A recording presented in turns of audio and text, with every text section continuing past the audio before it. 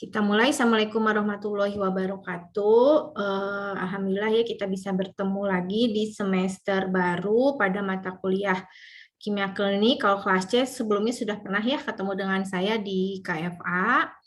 Jadi kalau Kimia Klinik ini memang akan diberikan berdua, saya dengan Bu Umi ya. Bu Umi akan menjelaskan lebih ke arah patofisiologinya. Kemudian kalau saya akan menjelaskan lebih ke arah metode analisisnya. Nah, baik. Sebelum kita masuk ke materi pendahuluan, ada beberapa hal yang ingin saya sampaikan di sini ya. Ya, pertama saya ingin menyampaikan dulu mengenai visi misi dan tujuan Fakultas MIPA Unisba ya. Di sini visinya adalah menjadi fakultas yang mandiri, maju, dan terkemuka dalam bidang pendidikan, penelitian, dan pengaplikasian MIPA berdasarkan nilai-nilai Islam. Kemudian misinya sendiri menyelenggarakan pendidikan dan pengajaran MIPA serta aplikasinya untuk menghasilkan sumber daya manusia yang profesional, beriman, bertakwa, dan berakhlakul karimah sebagai mujahid, mujtahid, dan mujadid. Ya, kemudian yang kedua melaksanakan penelitian MIPA yang inovatif bagi kemaslahatan umat. Yang ketiga melaksanakan pengabdian kepada masyarakat dalam rangka meningkatkan kesejahteraan umat. Yang keempat, mengelola fakultas yang mengedepankan good faculty governance berdasarkan nilai-nilai Islam. Nah, sedangkan tujuannya untuk menghasilkan insan terdidik yang berpotensi mujahid, pejuang ya, pejuang di sini artinya luas. Jadi misalnya belajar sungguh-sungguh itu juga dalam berjuang. Mujtahid, peneliti ya, nanti kalau misal di perkuliahan mungkin tidak hanya sebatas yang sudah diberikan dosen, tapi Anda dipersilahkan untuk research atau mencari dari berbagai jurnal ataupun sumber ilmiah lainnya. Kemudian juga mujahid yaitu pembaharu. Nah, ini mungkin bisa diterapkan di dalam misalnya ketika melakukan tugas akhir gitu ya, atau mungkin ketika di perkuliahan juga terkait dengan tema-tema baru, itu juga termasuk ke dalam mujadid ya. Kemudian menghasilkan temuan-temuan baru di bidang MIPA yang bermanfaat bagi umat, masyarakat, bangsa, dan negara melalui berbagai kegiatan penelitian, dan yang terakhir menegakkan nilai-nilai Islam, budaya Islami secara damai kepada individu, keluarga, masyarakat, bangsa, dan negara. Jadi kita mulai aja dari diri sendiri dulu mungkin ya, sebelum menerapkan kepada keluarga, masyarakat, bangsa, dan negara, mulai bersikap secara Islami ya untuk saya dan juga mahasiswa semuanya, dimulai dengan misalnya apa yang sederhana, umpamanya disiplin ya, jujur itu yang utama, kemudian juga sifat-sifat baik lainnya. Baik, yang selanjutnya, nah sebetulnya apa sih yang dipelajari pada mata kuliah kimia klinik? Ya, kimia klinik ini memang mempelajari dua sisi ya, itulah kenapa diajarkan oleh dosen dari KBK Farmakologi, karena di sana menyangkut patofisiologi, jadi nanti akan dijelaskan mengenai penyakit-penyakit yang berhubungan dengan organ ya, berupa penyakit degeneratif dan infeksi. Kemudian sisi lainnya adalah mempelajari juga bagaimana cara menganalisis atau menganalisis senyawa kimia yang digunakan untuk mendiagnosa penyakit tersebut gitu. Dan yang terakhir itu harus bisa membaca hasil pemeriksaan di laboratorium gitu ya. Nah, dari 14 kali pertemuan ini adalah materi yang akan dibahas ya. Jadi yang pertama itu akan membahas kontrak kuliah ya hari ini ya. dan juga pengenalan laboratorium klinik. Kemudian pertemuan selanjutnya akan dibahas mengenai pengumpulan dan pemrosesan sampel, kemudian metode analisis yang biasanya dipakai ya untuk analisis sampel biologis. Ini mungkin ada beberapa yang agak berbeda ya metodenya dengan metode yang biasa digunakan untuk analisis senyawa kimia biasa gitu. Kenapa? Karena kalau senyawa biokimia ya, senyawa yang ada di dalam sampel biologis itu matriksnya lebih kompleks, jadi biasanya digunakan metode yang harus lebih spesifik. Kemudian juga akan dijelaskan mengenai pemeriksaan narkotik, psikotropik, dan zat aditif ya di dalam sampel biologis. Nanti kemudian baru masuk ke penyakit. Nah, di sini yang pertama akan dibahas dulu tentang diabetes mellitus, penyakitnya seperti apa, kemudian senyawa kimia yang digunakan untuk diagnosisnya apa, kemudian baru nanti akan dipelajari mengenai apa saja sih bagaimana cara mengukur biomarker atau senyawa penanda penyakit diabetes mellitus. Kemudian selanjutnya dipelajari tentang penyakit autoimun dan biomarkernya. Nah, setelah UTS nanti akan dipelajari mengenai penyakit kardiovaskular dan diagnosanya ya, biomarkernya apa saja. Nah, biomarkernya itu biasanya banyak yang berupa lipid dan juga berbagai biomarker lainnya. Nah, kemudian di pertemuan selanjutnya itu akan dipelajari mengenai gangguan fungsi ginjal, pemeriksaan biomarker fungsi ginjal, gangguan hati, dan diagnosa serta biomarkernya, kemudian tumor marker. Nah, dan yang terakhir insya Allah ya, ini kita akan mengundang praktisi dari Prodia untuk menyampaikan materi mengenai profil genomik untuk mengetahui resiko penyakit. Nah, meskipun belum sakit, sekarang sudah mulai orang banyak memeriksakan diri gennya untuk melihat apakah mereka memiliki gen yang bisa meningkatkan resiko suatu penyakit, ya misalnya kanker dan sebagainya. Tuh. Baik, kemudian ini capaian pembelajarannya. Ini saya nggak akan saya bacakan, ini kecil banget ya. Ini sikap-sikap yang diharapkan ya, kemudian keterampilan umum, keterampilan khusus, dan juga pengetahuan. Nah, kemudian untuk mata kuliah kimia klinik, apa sih yang diharapkan, kemampuan apa atau kompetensi apa yang diharapkan tercapai setelah mengikuti perkuliahan?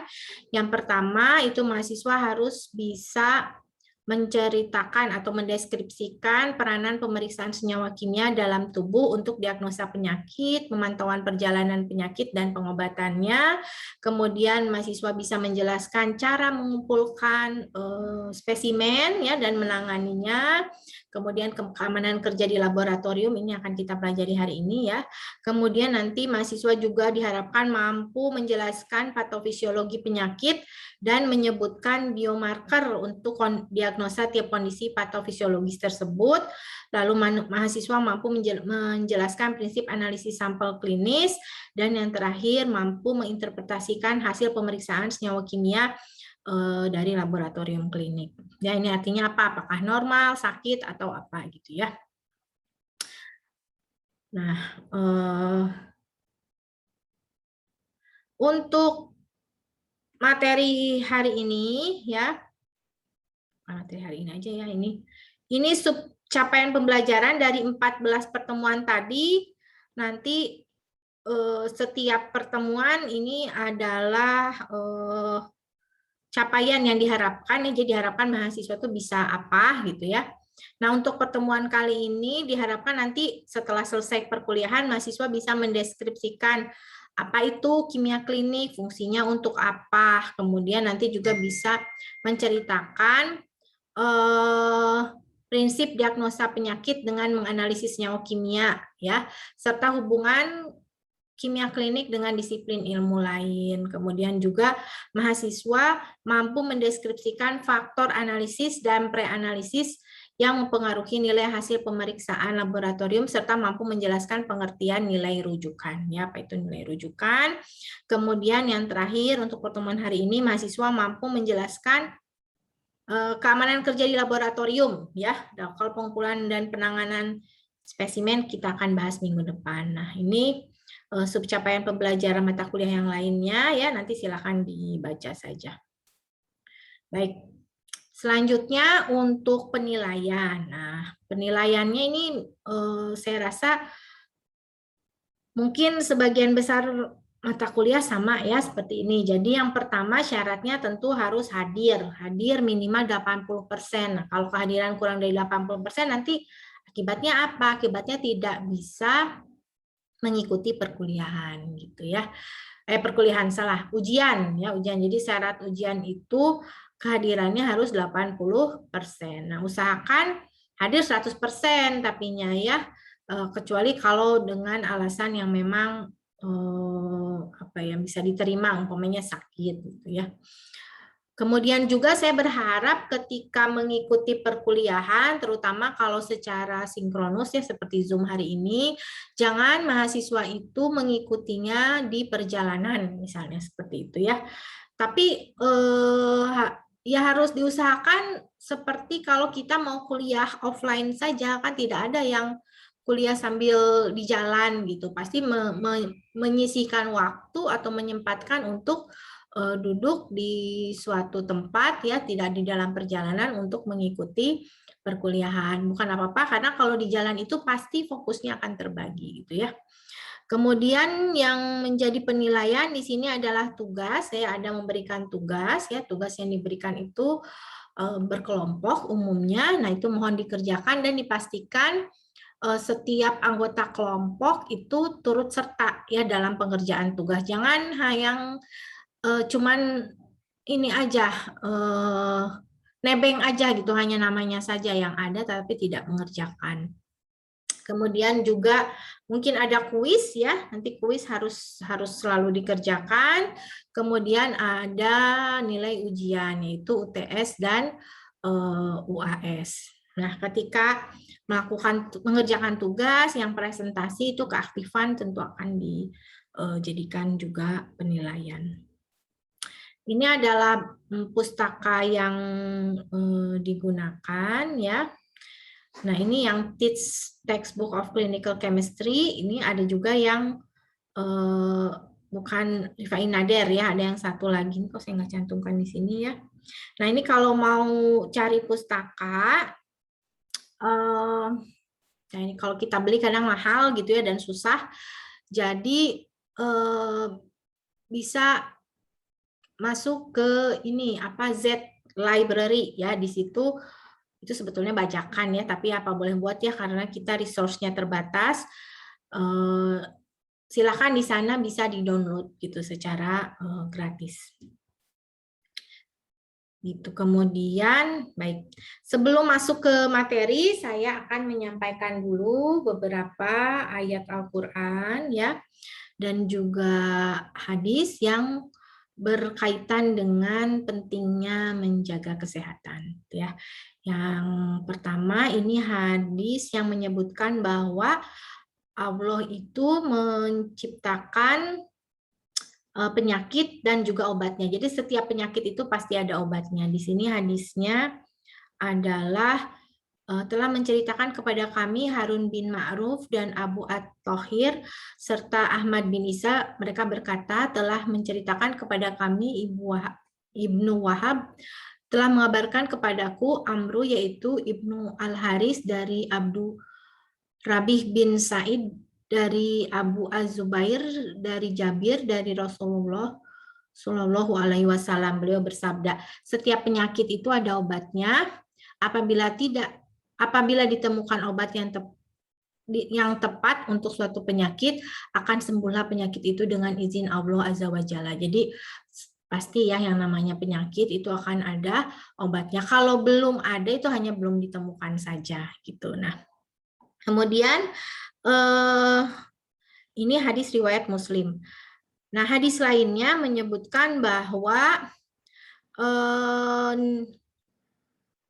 kita harus menjaga kesehatan karena sehat itu adalah nikmat ya. Di sini disebutkan nikmat yang seringkali dilalaikan oleh manusia adalah nikmat sehat dan waktu senggang. Ya, kita sering lupa ya.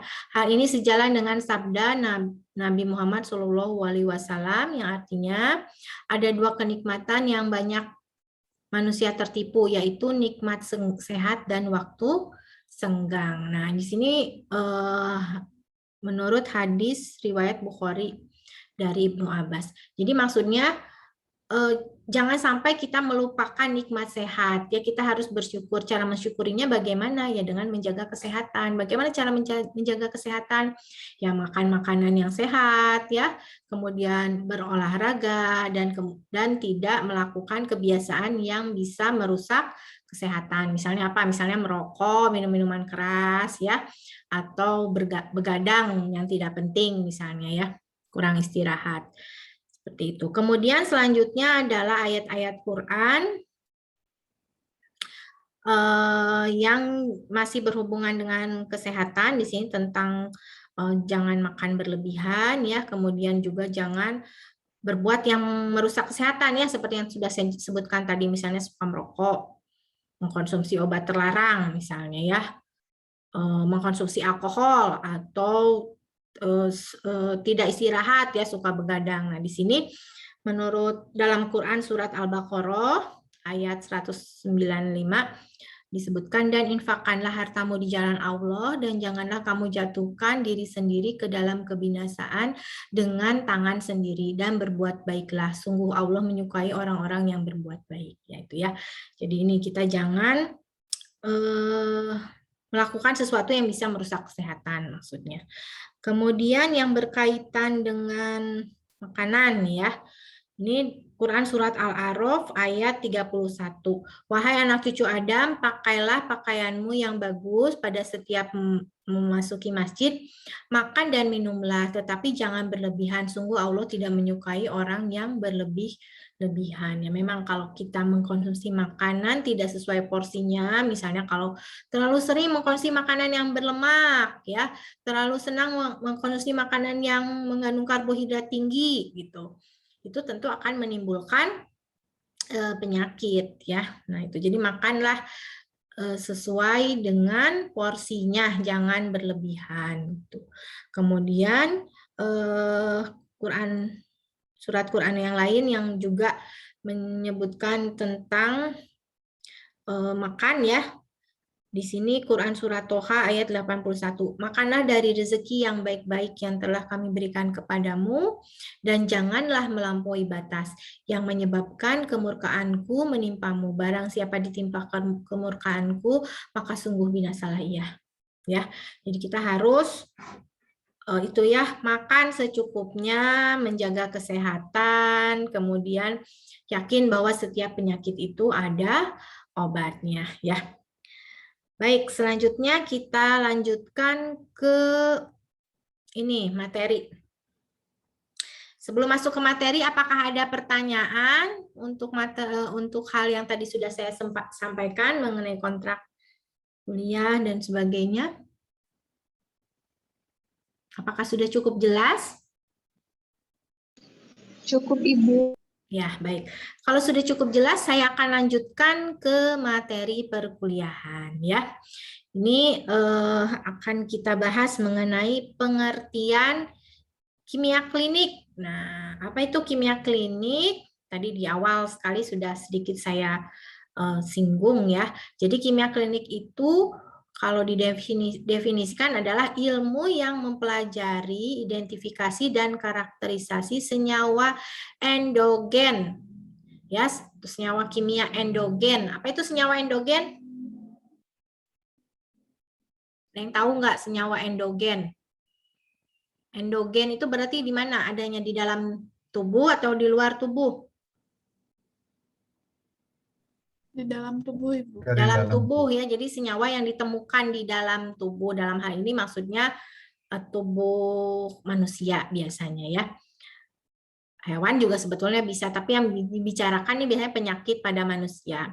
Yang mengindikasikan kondisi penyakit atau kondisi sehat seseorang. Jadi, kita bisa menilai apakah seseorang itu sehat atau sakit dengan melihat ada tidaknya atau kadar suatu senyawa biokimia, ya, senyawa endogen. Dan senyawa ini biasanya merupakan senyawa yang dihasilkan dari proses metabolisme atau disebut sebagai metabolit, gitu ya. Nah, kimia klinik dikenal juga dengan istilah patologi kimia, ya, atau biokimia medis atau biokimia klinik. Tuh. Nah, kimia klinik ini kenapa ditaruhnya di semester 7? Nah, karena kimia klinik ini mensyaratkan atau memerlukan berbagai ilmu dasar yang dipelajari di awal-awal semester, ya, kalau di perkuliahan. Nah, karena kimia klinik ini tadi, ya, menyangkut interpretasi dan patofisiologi penyakit, ya, interpretasi hasil pemeriksaan maksudnya, dan juga metode analisis dan QC, maka bisa dibagi dua, ya, cabang ilmunya. Yang mendukung patofisiologi ini ilmu-ilmunya apa aja? Ada anatomi, ya, kemudian biokimia, imunologi, farmakologi, mikrobiologi, toksikologi, hematologi, genetika, dan biologi molekuler. Nah, ini, ya, yang ilmu-ilmu yang mendasari ilmu kimia klinik sehingga kita bisa memahami patofisiologi dan bisa menginterpretasikan hasil. Gitu, ya. Kemudian kalau ilmu-ilmu kimia, ya, dan ilmu hitung-hitungan di sini kimia fisik, kimia organik, kimia analisis, elektronika. Kenapa elektronika? Karena kan kita pakai instrumen biasanya, ya, untuk mengukurnya. Matematika karena ada perhitungan, ya. Kemudian biokimia karena senyawa kimia yang diperiksanya itu adalah merupakan hasil metabolisme yang dipelajari di biokimia. Manajemen, kenapa manajemen? Karena ini hubungannya dengan pengaturan di laboratorium, ya. Kemudian instrumentasi dan statistika. Ini statistika banyak dipakai untuk validasi. Nah, ini jadi ilmu-ilmu ini nanti bisa menjadi dasar untuk mengetahui bagaimana cara memeriksa suatu senyawa kimia biomarker, ya. Ini hubungannya dengan metode dan quality control. Itulah mata kuliah kimia klinik. Tuh, ya. Jelas tidak? Nah, bisa dipahami, ya. Jadi ada dua sisi. Mengapa perlu diperiksa? Ya, itu hubungannya dengan patofisiologi, ya, dan bagaimana menginterpretasikan hasilnya. Ini ilmu yang mendasarinya, dan bagaimana cara memeriksanya, ini ilmu yang mendasarinya. Hubungannya dengan metode analisis dan pemastian bahwa metode yang dipakai itu hasilnya bisa dipertanggungjawabkan dengan pengkontrolan kualitas atau quality control. Kita lanjutkan. Ada yang bertanya? Yang tadi sudah jelas? Baik. Kalau tidak ada yang bertanya, saya anggap sudah jelas. Nah, sekarang kenapa sih kita harus melakukan pemeriksaan senyawa kimia di laboratorium? Tadi sudah disinggung juga sebetulnya, ya. Jadi kalau misalnya kita sakit nih, kita pergi ke dokter, ya, pergi ke dokter. Dokter akan melakukan pemeriksaan pemeriksaan fisik, ya, pemeriksaan fisik dan anamnesa, ditanya biasanya yang dirasakan apa, seperti itu, ya, kepada kepada pasien. Kemudian dilakukan pemeriksaan fisik. Nah, kemudian dilihat gejala klinisnya. Nah, nanti ada diagnosa sementara. Nah, kadang sering untuk memastikan penyakitnya apa, itu diperlukan pemeriksaan lebih lanjut, ya. Pemeriksaan lebih lanjut atau pemeriksaan penunjang itu bisa pemeriksaan zat-zat kimia yang ada di dalam cairan tubuh, ya, di laboratorium klinik, gitu, ya. Atau mungkin melihat jumlah sel darah misalnya, ya. Atau bisa juga yang menggunakan pencitraan. Pencitraan itu pakai penggambaran. Misalnya biopsi dilihat di bawah mikroskop ya bagaimana selnya gitu, apakah normal atau abnormal ya.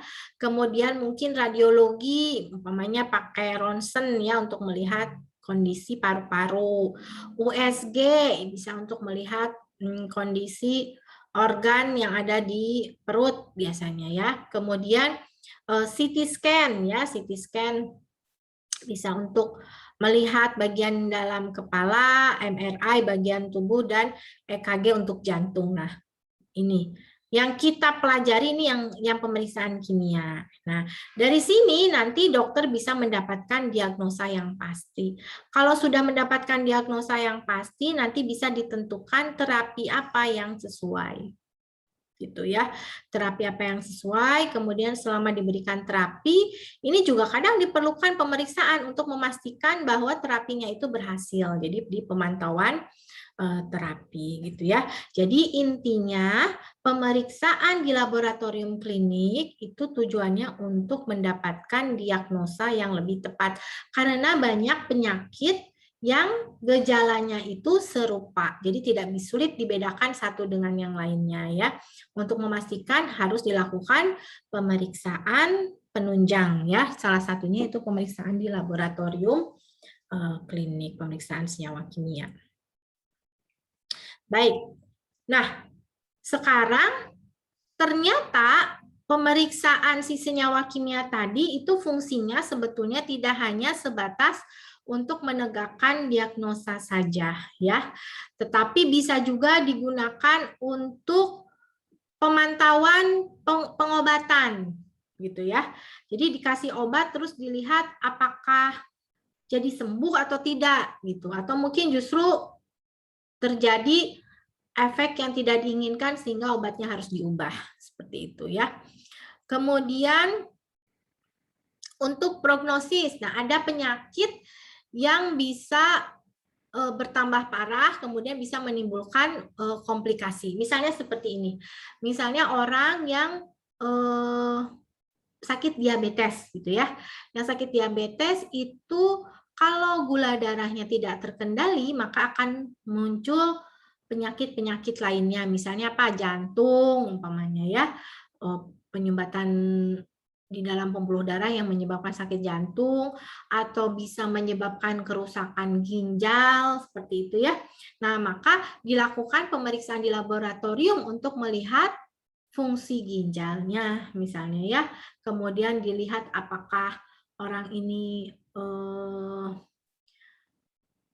sudah mengalami penyempitan pembuluh darah atau tidak gitu. Nah, itu yang disebut sebagai prognosis. Jadi prognosis itu untuk melihat perjalanan penyakit ya. Atau untuk tujuan screening. Kalau screening itu apa? Ada tahu nggak screening itu apa? Kan sering tuh screening fitokimia. Screening itu apa? Ada yang tahu? Jadi kayak pemeriksaan saringan gitu ya di awal. Nah, kalau untuk pemeriksaan di laboratorium umpamanya ya, orang yang sekarang yang musim Covid aja ya. Orang yang pernah kontak dengan yang sakit COVID misalnya itu harus di screening, diperiksa ya dia ketularan atau tidak. Atau mungkin orang yang untuk penyakit degeneratif yang di keluarganya misalnya memang ada riwayat gitu ya, ada riwayat, maka harus dilakukan screening untuk mengecek apakah orang ini sudah terkena sakit itu atau tidak. Misalnya kalau sakit diabetes gitu ya, atau mungkin kanker dan sebagainya. Jadi itu ya, fungsi kimia klinik tidak hanya untuk diagnosa, tetapi untuk pemantauan terapi, untuk prognosis atau melihat perjalanan penyakit ya, dan juga untuk screening, untuk melihat apakah orang itu sakit atau tidak meskipun belum ada gejala. Tuh. Bisa dipahami? Bisa dipahami tidak? Bisa, Ibu. Bisa, Bu. Bisa, Ibu. Selanjutnya. Nah, jadi mungkin bertanya-tanya ya, kenapa sih senyawa kimia bisa dijadikan tanda orang itu sehat atau sakit senyawa kimia di dalam tubuh. Kenapa gitu? Ternyata pada kondisi sakit ya dan pada kondisi normal itu metabolismenya mungkin akan berbeda gitu ya. Karena ada perubahan pada metabolisme, maka akan menyebabkan terjadi perubahan komposisi biokimia ya. Nah, misalnya bagaimana? Misalnya kalau pada orang yang normal setelah makan ya, setelah makan itu tubuh akan menghasilkan insulin yang nanti akan menurunkan kadar gula darah atau glukosa. Nah, pada orang yang sakit diabetes, dia tidak mampu menghasilkan insulin ya. Akibatnya glukosa itu tidak bisa diambil atau dimasukkan ke dalam sel atau disimpan dalam bentuk lain ya. Jadi akibatnya terjadi peningkatan kadar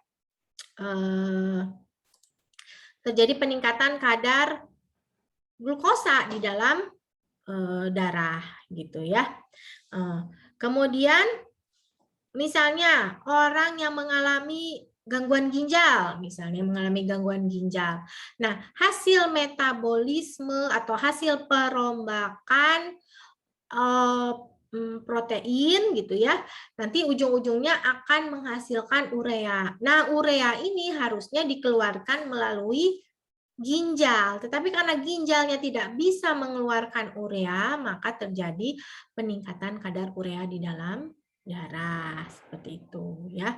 Kemudian contoh lainnya misalnya ada orang yang sakit kanker. Nah, pada sel kanker metabolismenya akan berbeda dengan sel normal sehingga mungkin akan dihasilkan senyawa-senyawa yang tidak ada kalau orang itu tidak punya sel kanker. Nah, jadi nanti akan terdeteksi senyawa baru di dalam sirkulasi darah. Nah, itulah yang menyebabkan kenapa senyawa kimia bisa digunakan untuk memprediksi penyakit ya, karena terjadinya perubahan metabolisme ya yang menyebabkan perubahan susunan senyawa biokimia. Zat yang berubah kadarnya, zat yang tadinya ada dan tidak ada, menjadi ada, itu bisa menjadi petunjuk atau penanda penyakit atau disebut sebagai biomarker. Gitu. Jelas? Apakah sudah cukup jelas? Jelas, Bu. Ya, Jelas, baik. Bu. Kita lanjutkan ke yang selanjutnya. Nah, memang ini mungkin bukan yang umum, tapi ternyata farmasis itu bisa juga bekerja di bidang atau di laboratorium klinik. Kenapa?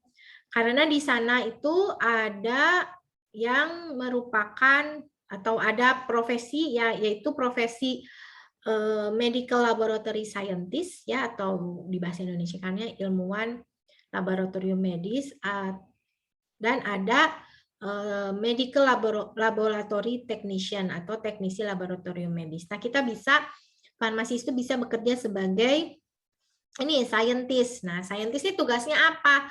Ya, itu tugasnya tadi ya, mulai dari ini menyiapkan metode ya, memvalidasi metode ya, kemudian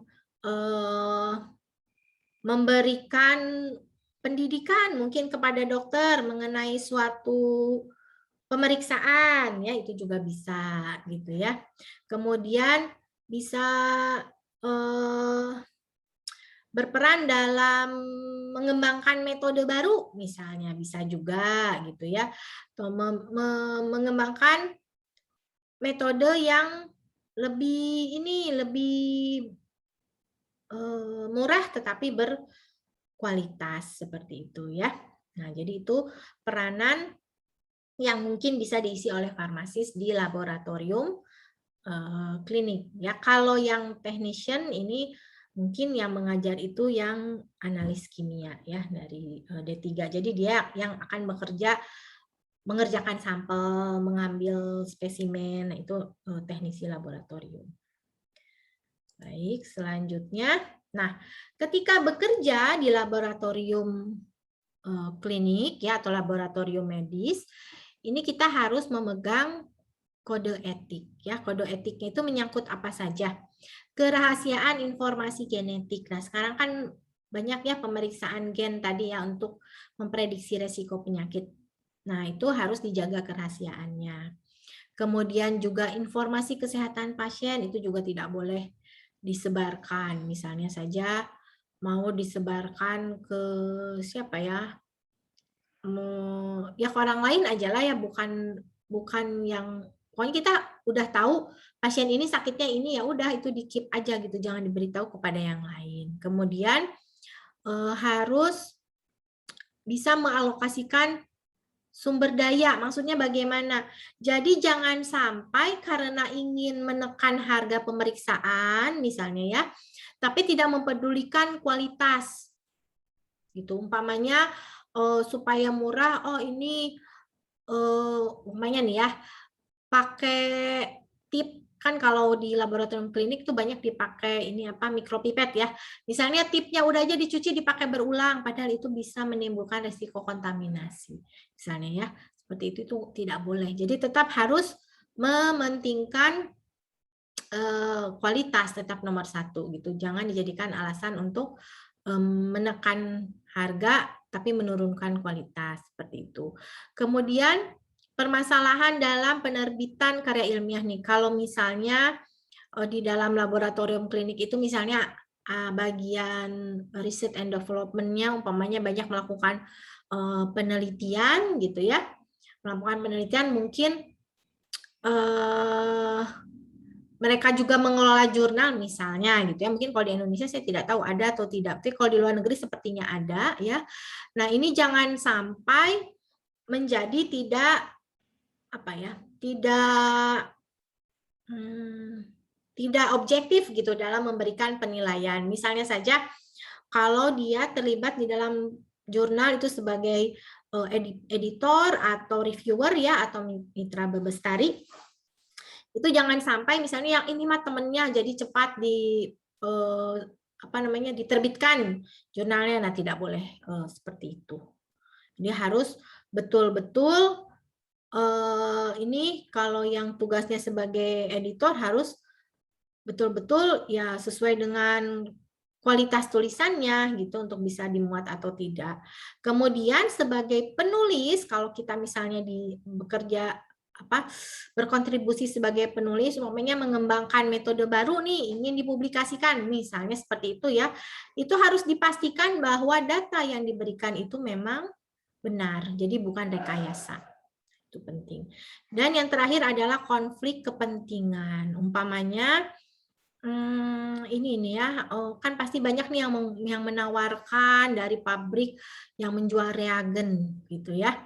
Nah, itu jangan sampai misalnya karena dia memberikan sejumlah uang ya kalau misalnya menggunakan produk mereka gitu ya, itu menyebabkan nanti terjadi konflik kepentingan. Jadi kerjasama bisnis itu akan mengganggu kerjasama secara profesional. Jadi memang harus betul-betul jangan sampai misalnya dipilih aja reagen yang memang ngasih uang paling besar, misalnya seperti itu, tidak seperti itu ya, tapi harus dipilih berdasarkan mana yang paling bagus gitu. Ya, itu kode etiknya. Nah, kemudian saya akan menjelaskan proses yang terjadi di laboratorium. Ya, proses yang terjadi di laboratorium itu bisa digambarkan seperti ini ya. Jadi diawali dengan permintaan dari dokter. Biasanya dokter yang menyuruh pasiennya untuk periksa ke lab. Nah, ini juga nih banyak yang tadi diceritakan konflik kepentingan ya. Jadi jangan sampai, sekarang kan lab klinik juga sama ya, mendatangi dokter seperti obat, produsen obat gitu, ada rep-nya ke dokter. Itu nah itu dokter yang akan ini ya, jangan sampai dia tidak profesional gitu milih lab kliniknya sesuai dengan yang memberi fee besar misalnya seperti itu ya, tidak seperti itu. Nah, jadi dokter pertama-tama akan nyuruh dulu minta pasiennya untuk memeriksakan diri ke laboratorium dan dipilih apa pemeriksaan yang diperlukan gitu ya. Kemudian nanti datang ya ke laboratorium dan diambil sampelnya. Nah, diambil sampelnya. Kalau di Indonesia biasanya pengambilan sampel itu dilakukan di rumah sakit atau kalau misalnya ini dilakukan di lab kliniknya ya. Tapi kalau di luar negeri kadang-kadang si dokternya yang ngambil gitu ya, ngambil sampelnya atau mungkin di rumah sakit kalau pasiennya itu rawat inap. Nah, nanti diambil sampelnya. Nah, mungkin pemeriksaannya ada yang laboratoriumnya dekat atau laboratoriumnya jauh, jadi harus ditransportasikan untuk sampai ke laboratorium. Nah, di sini harus dipastikan sampelnya itu jangan sampai rusak seperti itu ya. Nah, kemudian nanti ketika sampai ke laboratorium ini diterima dan diberi ID ya, diberi identitas. Nah, identitas kemudian, nah ini penting nih, jangan sampai salah ngasih identitas. Dan biasanya identitas juga mulai diberikan di sini sih pada saat sampel diambil ya. Nanti dimasukkan ke dalam komputer, kemudian dianalisis ya. Setelah dianalisis, ini secara rutin itu dipastikan, kan pemeriksaannya nggak satu kali ya, ini triplo misalnya untuk memastikan hasilnya bagus.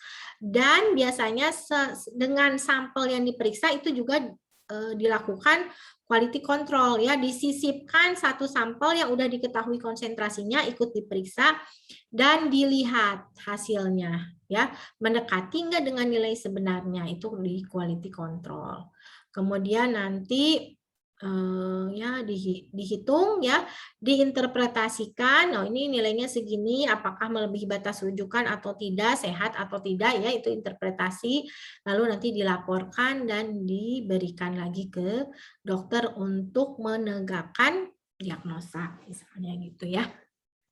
Nah, ini yang terjadi di laboratorium klinik. Nah, karena tadi ada proses nih QC ya, ada proses QC. Kenapa proses QC ini penting? Ini udah ngambil ini belum validasi metode? Sudah belum? Belum Ibu. Belum Ibu. Sekarang ya, sedang ngambil ya? Iya. Ya. Nah, jadi itu sama ya, tujuannya itu untuk memastikan bahwa hasil pemeriksaan itu betul. Ya dong, ini kan hubungannya dengan pemberian obat ya, bisa dikatakan hidup dan matinya orang gitu ya. Jadi jangan sampai salah diagnosa karena pengukurannya tidak baik gitu, tidak tepat gitu pengukurannya. Jadi quality control ini penting untuk memastikan bahwa yang diperiksa itu betul segitu gitu. Nah, ini ya, makanya perlu dilakukan evaluasi metode analitik dan klinik. Nah, biasanya kalau metode baru yang belum digunakan ya, yang baru dikembangkan itu supaya bisa dipakai ya, itu harus divalidasi dulu ya, memastikan metode tersebut memberikan hasil analisis yang dapat diterima. Nah, untuk proses validasi ini itu dilakukan pengukuran berbagai parameter. Ini parameter statistik ya ini ya. Yang pertama itu akurasi atau kebenaran ya, kebenaran. Kebenaran itu apa sih? Kebenaran pengukuran itu artinya adalah kedekatan dengan nilai yang sebenarnya gitu ya. Jadi dekat ke nilai sebenarnya. Kemudian kebenaran dapat dievaluasi dengan membandingkan hasil pengukuran dari sampel yang sama atau individu yang sama dengan metode baru dari metode acuan. Jadi dibandingkan dengan reference method kalau bahasa Inggrisnya ya, atau metode acuan. Sampelnya sama, diperiksa, satu diperiksa dengan metode baru, satu lagi diperiksa dengan metode yang selama ini menjadi acuan. Itu dibandingkan nanti hasilnya. Ya. Nah, secara kualitatif kebenaran ini dinyatakan rendah, sedang, dan tinggi gitu ya. Nah, secara teoritis nilai kebenaran dari sampel klinis itu tidak ada. Jadi sebetulnya hampir dikatakan tidak mungkin betul-betul tepat gitu hasilnya ya. Tetapi yang ada itu nilai yang dapat diperiksa ya. Atau accepted value. Tuh. Nah, jadi perbedaan antara nilai rata-rata hasil pengukuran dengan nilai rata-rata nilai sebenarnya itu disebut sebagai bias, ya, disebut bias. Nah, ini bisa disebabkan karena kesalahan sistematis. Apa itu kesalahan sistematis? Kesalahan dalam sistem pemeriksaan, misalnya suhu pendinginnya, suhu kulkasnya tidak betul sehingga reagen yang disimpan di situ jadi rusak, misalnya seperti itu ya. Nah, ini kesalahan sistematis ini dapat dikurangi dengan perawatan rutin dari semua peralatan dan instrumen. Jadi misalnya dipastikan suhunya betul ya, dikalibrasi. Itu dapat mengurangi kesalahan sistematis gitu ya. Baik, kemudian selanjutnya adalah presisi. Nah, presisi ini apa? Presisi itu kedekatan dari hasil beberapa kali pengukuran. Misalnya diukur 4 kali. Nah, kalau hasilnya itu dekat-dekat, ini belum tentu akurat ya, belum tentu mendekati nilai sebenarnya, tapi presisi. Jadi kadang kita kan kalau mengukur misalnya diulang-ulang tuh hasilnya fluktuatif ya. Kalau diukur simpangan bakunya itu tinggi, itu tidak presisi artinya. Ya, tidak presisi. Nah, jadi untuk melihat dia itu presisi atau tidak hasil pengukurannya dapat dihitung dengan menghitung koefisien variasi atau standar deviasi ya. Ketidaktepatan atau impresisi ya hasil pengukuran berhubungan dengan kesalahan acak ya. Kesalahan acak tuh ya contohnya misalnya pakai pipet ya, pipetnya itu harusnya bisa ngambil 100 mikroliter, ternyata karena tidak dikalibrasi atau mungkin alatnya itu ya mungkin ada bubble yang ke bawah nggak kelihatan ya, jadi yang diambil itu cuma 90 mikroliter. Nah itu kan jadi lebih sedikit, hasilnya akan tidak presisi gitu ya. Nah ini bisa dilakukan dengan mencegahnya dengan kalibrasi juga. Nah, kemudian belum. Kemudian rentang analisis ya. Apa itu rentang analisis? Rentang analisis itu adalah rentang konsentrasi yang masih dapat diukur dengan tepat dan benar. Gitu ya. Jadi kalau terlalu kecil mungkin udah tidak tepat lagi hasil pengukurannya. Kalau terlalu besar juga sama. Nah itu rentang analisis. Kemudian rentang pengukuran ini berkisar antara nilai terendah yang disebut lower limit of quantification atau LLOQ ya. Kemudian hingga yang tertinggi upper limit of quantification atau ULOQ gitu ya. Nah, kemudian nanti ada batas deteksi, batas yang masih bisa terdeteksi, konsentrasi terendah yang masih bisa dideteksi, tetapi yang berbeda signifikan dengan blanko ya, dengan sampel kosong. Nah, ini batas deteksi. Tapi kalau batas deteksi itu ini apa namanya? Mengukurnya dengan cara menghitung rata-rata dari pengukuran sampel blanko ya ditambah 2 atau 3 kali simpangan bakunya. Itu adalah batas deteksi. Cuman kalau batas deteksi itu belum tentu dia bisa bukan apa konsentrasi analit yang bisa menunjukkan konsentrasi yang sebenarnya gitu apa ya. Jadi konsentrasinya mungkin tidak tepat, cuma terdeteksi aja tapi tidak terkuantifikasi gitu. Nanti ada lagi batas kuantifikasi ya. Kemudian spesifisitas analisis. Spesifisitas analisis itu kemampuan dia membedakan antara analit dengan matriks. Jadi mungkin masih ingat apa itu analit? Ada yang tahu nggak analit itu apa? Analit pernah dengar nggak? Analit? Senyawa kimianya bukan ya, Bu? Senyawa kimia yang mau diukur ya, itu analit.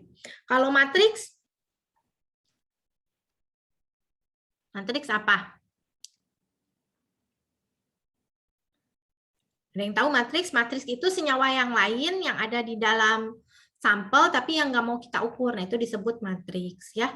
Nah, kalau yang spesifisitasnya tinggi itu yang bisa membedakan analit dengan matriks. Jadi jangan sampai matriks itu ikut terukur gitu ya. Intinya mah begitu.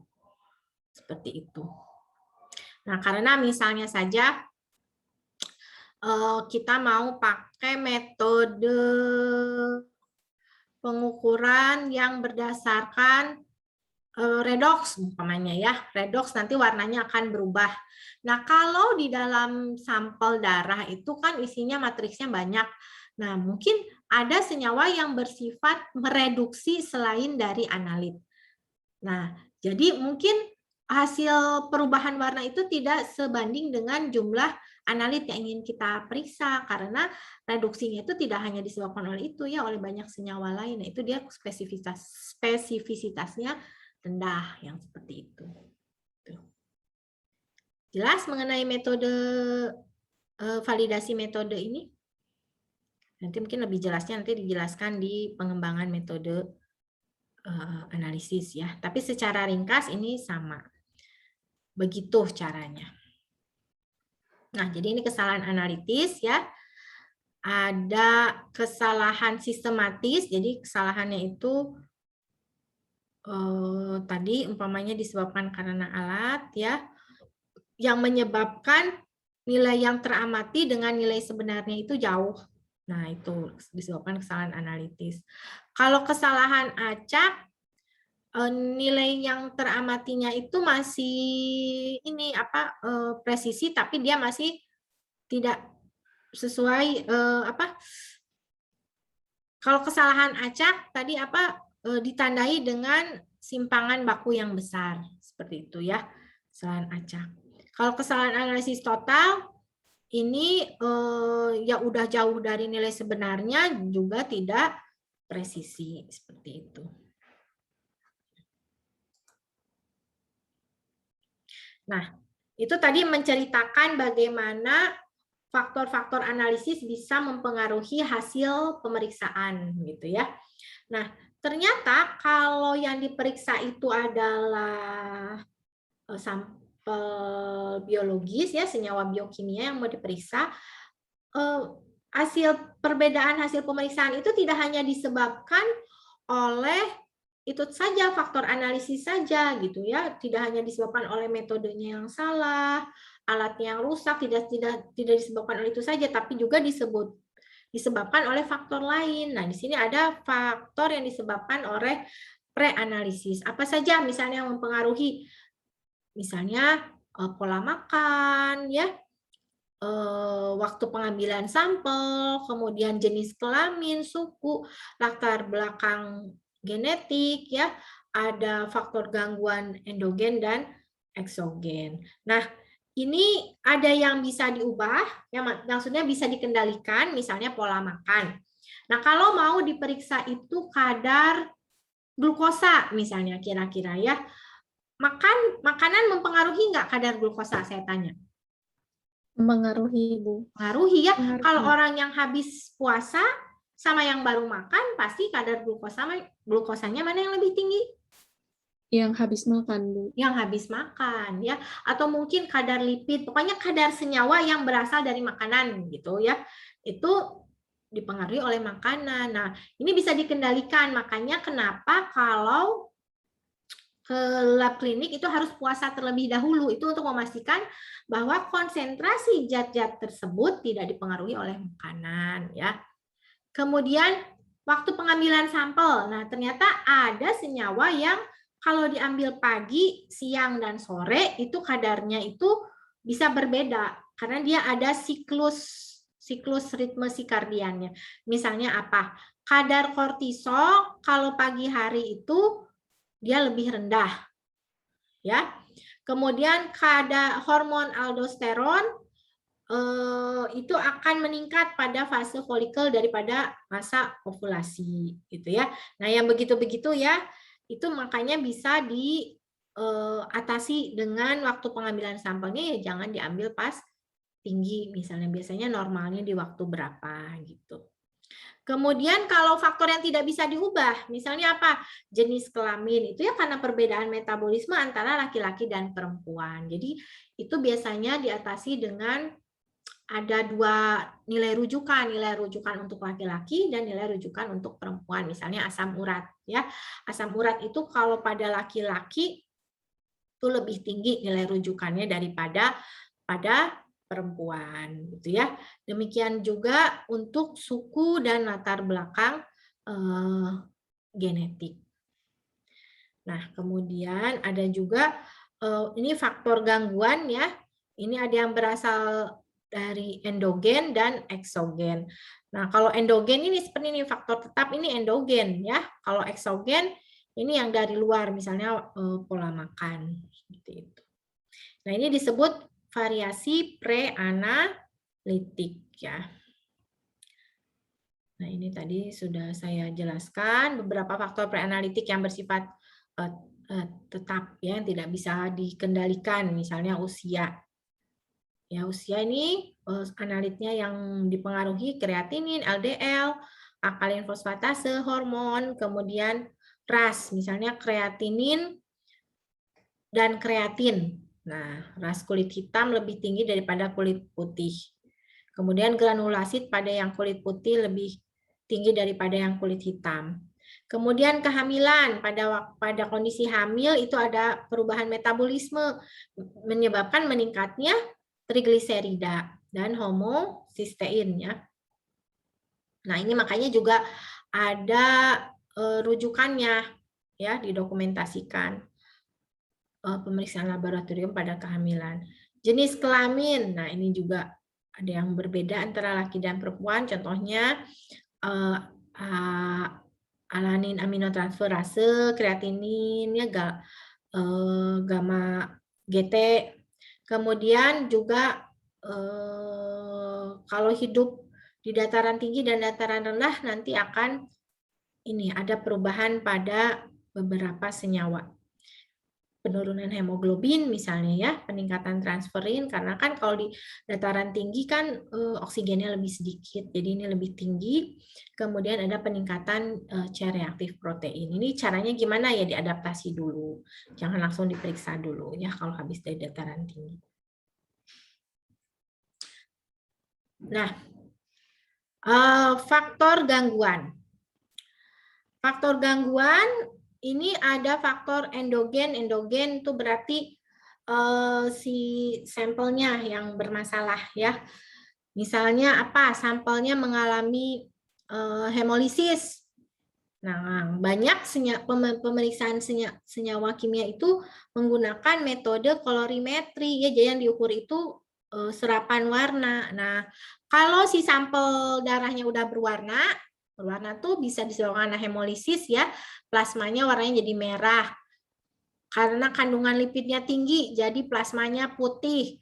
Atau yang mengalami ikterus, ininya apa namanya, bilirubinnya tinggi, nah itu warnanya jadi kuning. Nah itu mengganggu pengukuran nantinya ya.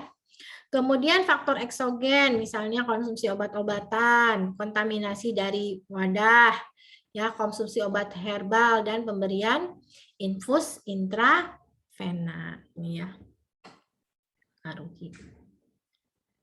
Nah, tadi ya yang bisa dikendalikan ya dikendalikan, misalnya tadi ya pengambilan darah sebaiknya diambil pagi hari, kemudian pasien harus puasa tapi masih boleh minum air putih, tidak boleh mengkonsumsi alkohol, tidak merokok atau minum minuman yang berkafein saat pengambilan darah.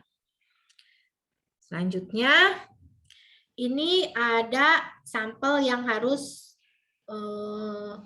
memerlukan perhatian khusus. Nah, misalnya saja sampel urin. Nah, sampel urin itu harus tahu bagaimana cara ngambilnya ya.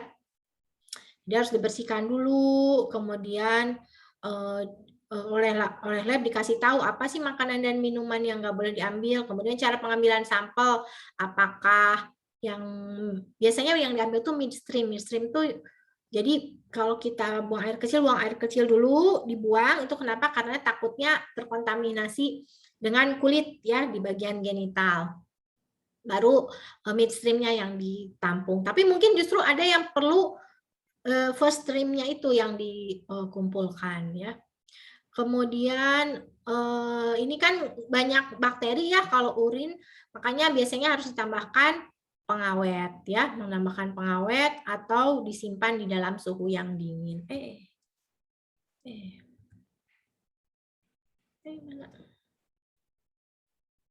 Nah, kemudian untuk sampel saliva ya, ini nih, jangan sampai ada senyawa lain yang masuk ke dalam mulut. Jadi sikat gigi misalnya ya, mengunyah permen karet dan sebagainya, mengonsumsi alkohol. Nah, darah arteri harus diambil pada saat pasien kondisi tenang dan stabil dan sebagainya. Ini silakan dibaca aja ya. Nah, kemudian ada yang namanya nilai rujukan. Apa itu nilai rujukan? Nilai rujukan itu yang menunjukkan nilai normal. Artinya apa? Ketika dilakukan pemeriksaan pada orang-orang sehat, 95% orang sehat itu konsentrasi senyawanya itu ada pada nilai tersebut. Gitu ya. Jadi seperti ini.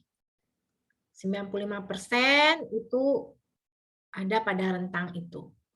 Meskipun demikian, ada 5% dari populasi yang memiliki nilai di luar nilai rujukan, padahal dia normal, cuma 5%. Nah, jadi ini makanya sebetulnya selalu ada tumpang tindih antara nilai kondisi sakit dan nilai normal. Nah, kalau misalnya ketika diambil sampel ternyata bentuknya itu distribusinya normal, ya ini mah lebih ini ya, nanti hasilnya lebih akurat gitu. Tetapi kalau pada yang distribusinya parametrik itu seperti ini ya, ini jadinya bisa aja orang yang normal justru dikategorikan abnormal. Ini yang menyebabkan kenapa bisa terjadi tumpang tindih gitu ya, antara kondisi sakit dan kondisi sehat, seperti itu. Kemudian, nah, jadi QC juga quality control ya, atau pengendalian mutu dan pemantapan mutu atau quality assurance itu memastikan bahwa si faktor-faktor yang menyebabkan atau mempengaruhi hasil pemeriksaan itu terkendali ya, baik itu faktor pra-analisis, faktor analisis ataupun faktor pasca analisis. Nah, faktor yang mempengaruhi tadi sudah saya sebutkan ya, ada yang merupakan faktor analitik dan bukan analitik. Faktor non analitik ini misalnya ini ya, pra-analitik. Jadi pra-analitik itu kesalahan atau faktor yang terjadi pada sebelum sampel diperiksa. Ya, misalnya pada saat proses pengumpulan spesimen ya. Kemudian perlakuan spesimen pada saat komunikasi dengan pasien ya. Jadi harus dikasih tahu nih, Ibu harus puasa dulu dan sebagainya ya. Kemudian menetapkan metode yang sesuai ya.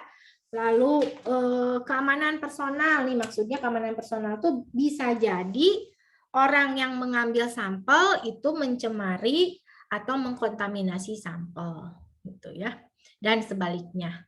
Kemudian lingkungan laboratorium, maksudnya ada tidaknya nanti kontaminasi ya.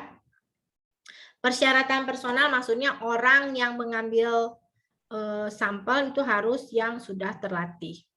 Kemudian pasca analitik, pada salah masukin data ke komputer, ya kesalahan itu bisa terjadi saat membuat laporan, saat mengirim laporan, nah itu. Nah, cara mengatasi kesalahan non analitik itu bagaimana? Caranya personelnya harus yang bermutu, yang terlatih, ya. Kemudian di laboratorium sudah ada kebijakan yang mapan. Terus disediakan prosedur kerja, ya. Kemudian ada permintaan uji yang jelas, ya. Kemudian identifikasi pasien, pelabelan, pengadaan spesimen ini juga harus dipastikan betul. Ada prosedur yang jelas untuk pengumpulan dan penyimpanan sampel, ada SOP-nya gitu ya. Kemudian pengiriman dan pemrosesan sampel juga dilakukan dengan baik. Alat-alat yang dipakai dirawat secara berkala, misalnya kulkas dan sebagainya. Ya. Kemudian metode yang dipakai itu dipastikan sudah memenuhi syarat, sudah valid gitu ya.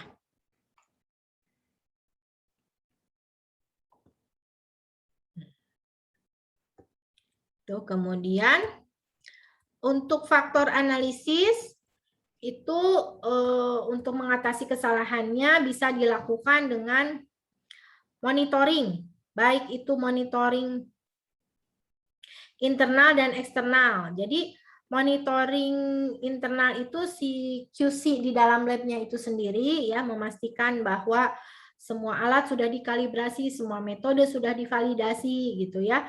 Kalau monitoring eksternal itu ini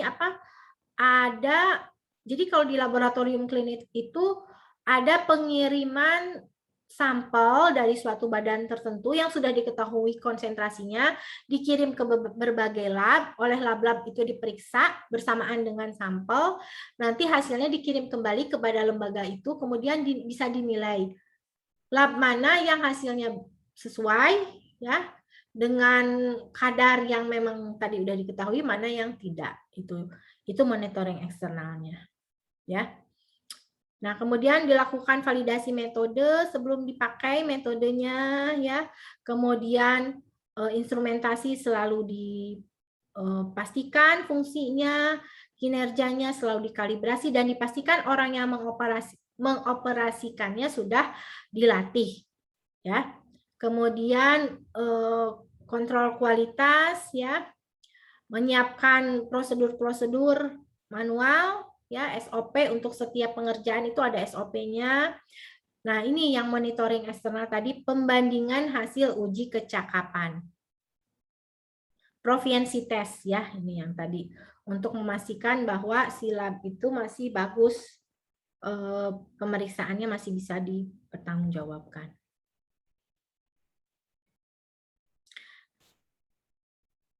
Ya, ini QC fase analisis ya. Ini tujuannya mengidentifikasi adanya kesalahan dan masalah pada pemeriksaan. Jadi untuk melihat, ini internal ya, yang dibicarakan tuh pengendalian mutu internal, untuk melihat ini benar nggak sih pemeriksaannya gitu. Ini menggunakan apa? Menggunakan spesimen kontrol. Nah, kemudian nanti hasil pengukuran itu diplotkan ke grafik yang namanya grafik Levy-Jennings. Nah, nanti dilihat apakah dia itu nilai si spesimen kontrolnya itu masuk ke rentang baik atau di luar batas. Nah, kemudian untuk menilai apakah hasil pengukuran baik atau tidak menggunakan aturan Westgard. Nah, jadi nanti ya si spesimen kontrol itu diperiksa, hasilnya itu dimasukkan. Nah, dimasukkan ke sini. Nah, dilihat kan apakah dia itu sesuai atau terlalu tinggi atau terlalu rendah menurut grafik Levy-Jennings gitu ya. Jadi di sini masukkan ke ininya kadarnya itu kategorinya tepat atau plus minus 2 simpangan baku ya, standar deviasi, atau plus minus 4 kali standar deviasi. Kalau terlalu jauh lebih tinggi dari standar deviasi ya berarti kan tidak presisi gitu, nggak bagus. Nah, aturan Westgard apa? Kalau misalnya ternyata dari hasil pengukuran spesimen kontrol itu ada satu nilai kontrol yang melebihi dari 2 SD. Nah, ini menunjukkan berarti dia tidak presisi gitu. Atau ada satu nilai kontrol melebihi 3 SD dari nilai target. Nilai target itu nilai yang sebenarnya. Ini juga terjadinya bias, menunjukkan adanya kesalahan acak. Nah, 2 kontrol berturut-turut di luar nilai 2 SD. Ini artinya menunjukkan terjadinya kesalahan sistematis dan sebagainya. Ya, jadi dimasukkan tadi nilai pengukuran spesimen kontrolnya ke aturan Wasteguard. Nanti bisa dideteksi kesalahan yang mungkin terjadi itu apa ya.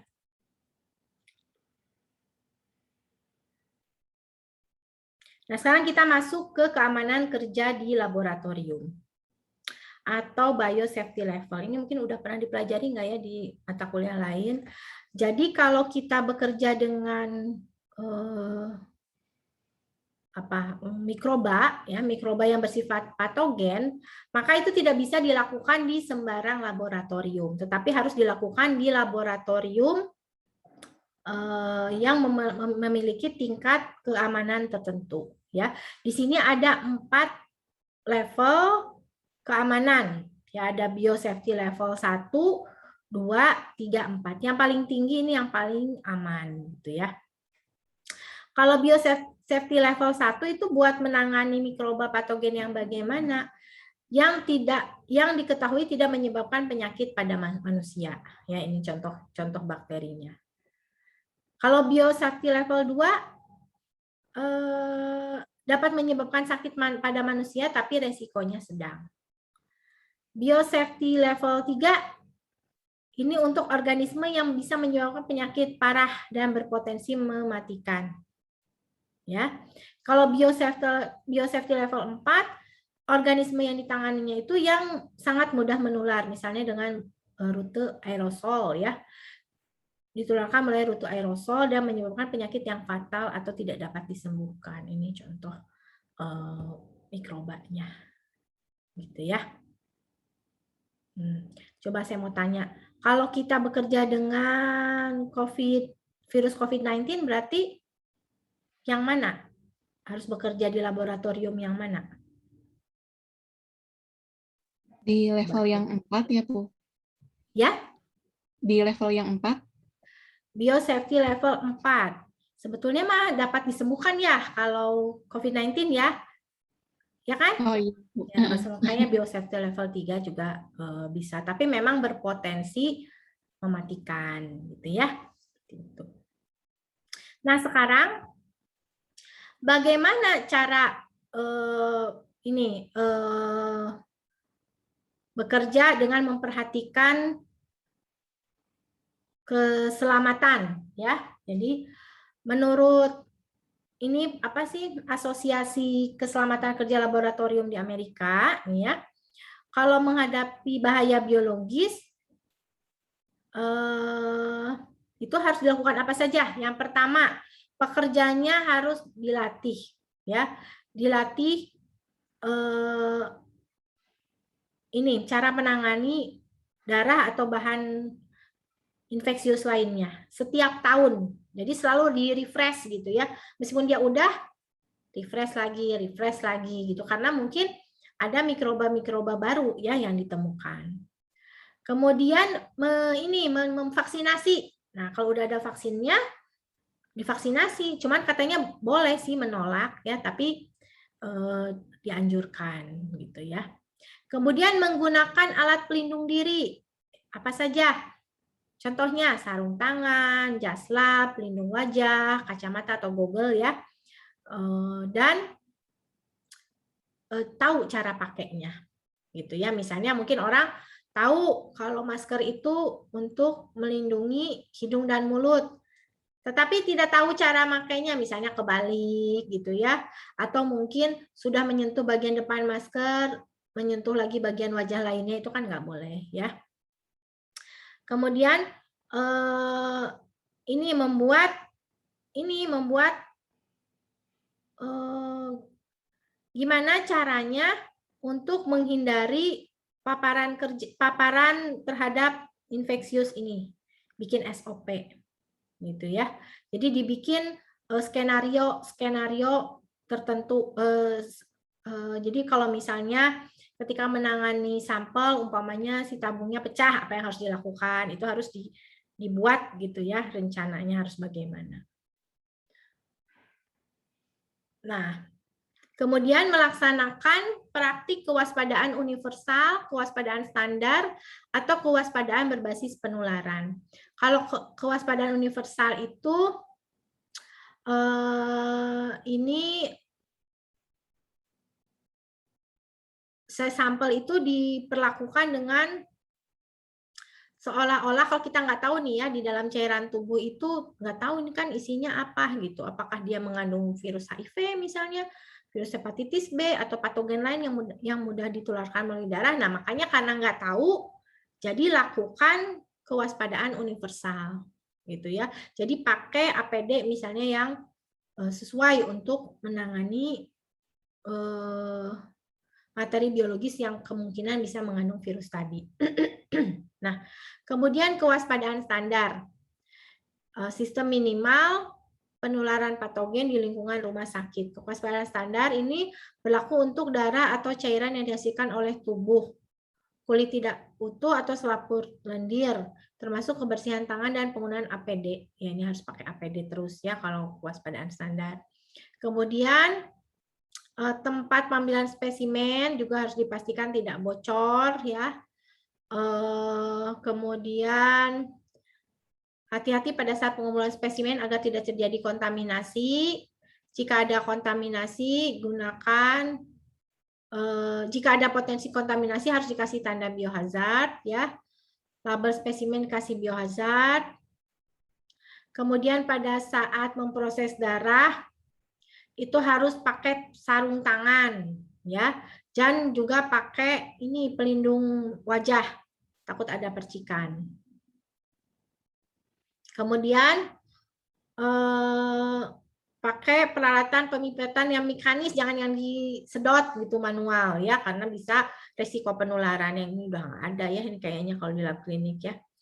Kemudian kalau ada benda tajam, misalnya jarum suntik dan sebagainya, harus dibuang ke tempat yang kontainer tertutup gitu ya, ada khusus.